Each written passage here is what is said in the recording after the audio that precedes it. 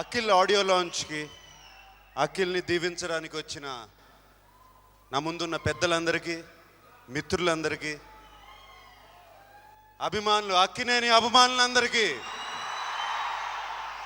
నమస్కారం.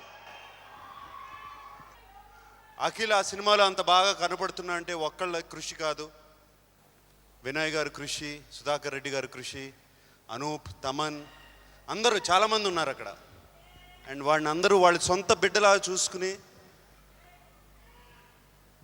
వాడితో ఈ సినిమా తీశారు. వాళ్ళందరికీ మరీ థ్యాంక్స్ చెప్పుకుంటున్నాను. అలాగే ఇందాక ఆ స్క్రీన్ మీద వీడియో బైట్స్ ఇచ్చి అఖిల్ని బ్లెస్ చేసిన అమితాబ్ గారికి, సచిన్కి, అందరికీ, కమల్ హాసన్ గారికి, వాళ్ళందరికీ, మిగతా వాళ్ళందరికీ మరీ థ్యాంక్స్.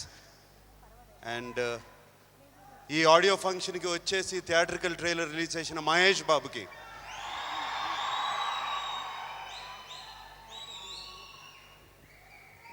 కృష్ణ గారితో వారసుడు అనే సినిమా చేశాను నేను. కృష్ణ గారు వారసుడు, నా వారసుడు ఆడియో లాంచ్ చేసినందుకు మరీ థ్యాంక్స్ మహేష్.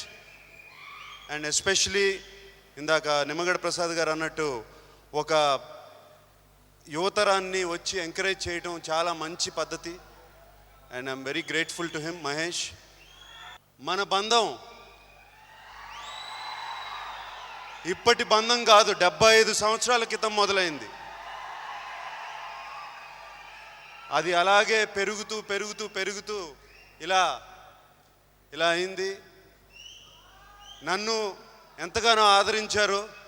ఇప్పుడు అఖిల్ని ఒక సునామీ కెరటం మీద పైకెక్కించి తీసుకెళ్తున్నారు.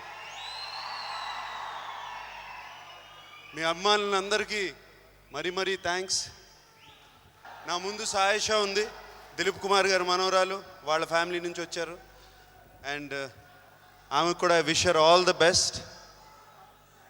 సుధాకర్ రెడ్డి గారు, థ్యాంక్ యూ వెరీ మచ్.